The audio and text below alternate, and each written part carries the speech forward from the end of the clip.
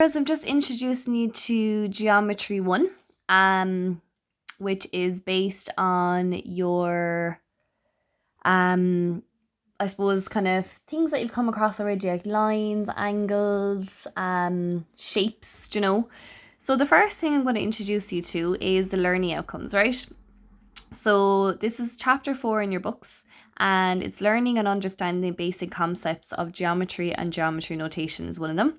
We're going to investigate the concept of proof so that you can recall and use the following axioms, which are listed here. And we're going to use axioms in the solution of problems. So the first thing I want to introduce you to is the School of Athens, right? A little brief history behind, I suppose, the creator of geometry. And you can see here that we've all kind of the great mathematicians all in one room. Pythagoras, Euclid. So Euclid was kind of the brains behind creating geometry, or inventing geometry. He's one of the most influential mathematicians of all time. He's called the father of geometry. Most famous and most advanced texts are the 13 books of the elements, although he's also credited with several minor texts. And they are the first full mathematical tests that have been preserved. So look at the book here. The elements form, next to the Bible, the most reproduced book in the history of the Western world. So imagine that. Many of our ideas on geometry come from Euclid and still hold through even after 2,000 years.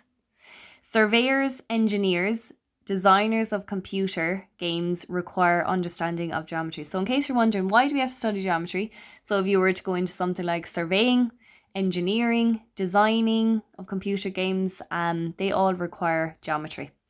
So the first thing I'm going to introduce you to, and I'd like you to take down, is the plane. Okay, so it's a plane is a flat two-dimensional surface. A plane contains an infinite number of points, okay? So what we mean by two-dimensional, it has length and width but no thickness. So these are all coordinates that are plotted on a flat plane.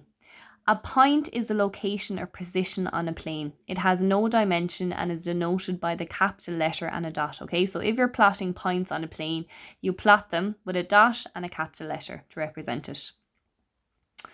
Okay, lines then, right? A line is another of the basic terms in geometry. Okay, so take these down as well.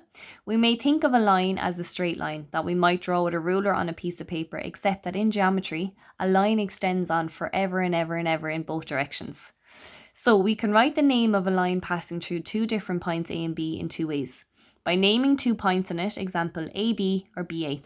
AB and BA mean the same thing, okay? Or by using a lowercase letter such as L. So example, here is a diagram of the line AB or the line L, depending on what you want to call it, okay? You can take that down. And the arrows signify that the lines drawn extend indefinitely in each direction. There are no endpoints, okay? Now, lines and line segments, okay? So below there are 2 points labeled A and B, okay? There is only one straight line that passes through the points A and B. It has no endpoints. It goes on forever. Arrows mean infinitely. So we mark it A and B passing through it. However, we can also, and we said here that we can name this A, B or BA with a single lowercase letter L.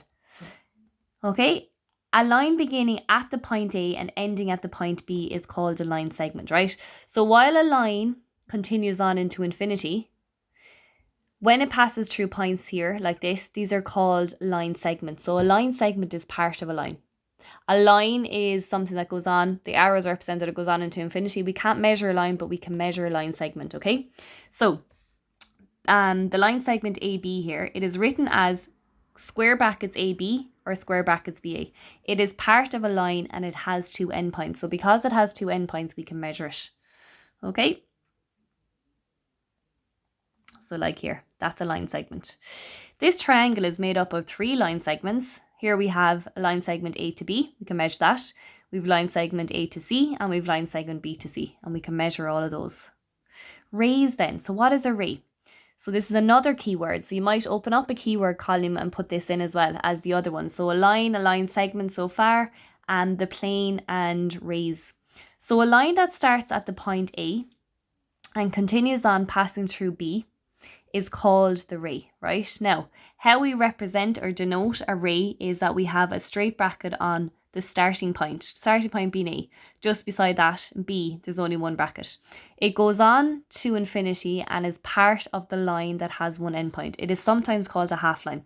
So, starts at A, continues through B, and goes on and on into infinity. Collinear points. What do you mean by collinear points? So they might ask you in a question, are the points collinear? If 3 points are on the same straight line, then the points are said to be collinear. So like here, point A, point B, point C, they're all on the same line, so we can say that they're collinear. If you had A, B, and C up here, just plotted, and if I asked you, are A, B, and C collinear, then you'd say no, they're not. So it's where there's 3 points. If 3 points are on the same line, then the points are said to be collinear. Sorry, what happened there? Okay, intersection. So you would have come across this already. And where do you see intersection in everyday life? It's kind of like a junction, okay? So the term intersection is used when lines, line segments, or half lines, which are rays, meet. So the point where they meet is called the point of intersection. So we say that these figures intersect. Example, in the diagram below, we have AB and GH, they intersect at point D. Of line P and line R intersect at point D. Okay, so you can either call them, right, like remember we said we can either call them by letters AB and GH and they intersect at point D, or else we call it line P and line R with lowercase letters, depending on what you want to denote it as. So we can just call this line P with the small letter, a line R, or we can call it line AB and GH and they intersect or meet at point D. Measuring line segments. Okay, so AB measured as 5 centimeters. How would you measure with a ruler? You can use a ruler to measure line segments. So what is a line segment again? Just remind yourself what it is. The length of the line AB is 5 centimeters, but it is written as straight brackets. AB is equal to 5 centimeters. Okay. Draw the line segment of length CD being 8 centimeters. So will you draw those in your notes? Draw the line segment GH being 15.5 centimeters and draw the line segment AB being 22 centimeters. So that's basically the first lesson on Geometry 1. And I know I flew through it, but maybe you can stop it yourself. And I'm going to give you a few questions then to try on those key kind of notes so far, okay? But up until then, you can start taking down what they mean. We've kind of looked at, I suppose, just to recap, we have looked at what a plane is. We have discovered how points are denoted on a plane. We've discovered what's the difference between a line and a line segment, how we describe or write a line using letters or lowercase letters. We have looked at, as you said, line segment is being part of a line because it has 2 endpoints that you can easily measure. We have looked at what a ray is and how you denote a ray by 1 square bracket. We've looked at collinear points, which is another key word. We've looked at the point of intersection, okay? It's where the 2 points or the 2 lines meet, and we've looked at measuring line segments, okay? So there's plenty of notes for you to take down. You don't have to take down exactly everything.